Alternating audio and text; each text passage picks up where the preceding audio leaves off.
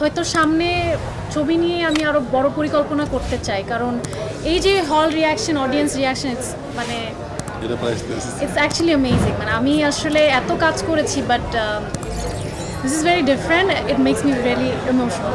আমার মনে হয় এটা আমাদের সিনেমাটাকে একটা অন্য লেভেলে নিয়ে গিয়েছে।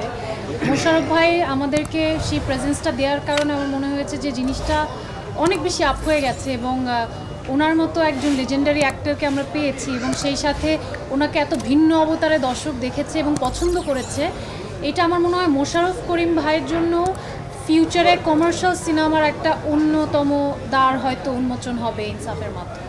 আমি জানি না, আমি আমার মতো, আমি আসলে নয়নতারা বা কারো, ওনারা তো আসলে সুপারস্টার, আমি নিজেকে কম্পেয়ারও করতে চাই না, বাট একজন অডিয়েন্সের দেখে আমাকে এটা মনে হয়েছে, এটাই I am feeling very blessed আমার ফার্স্ট ছবিতে।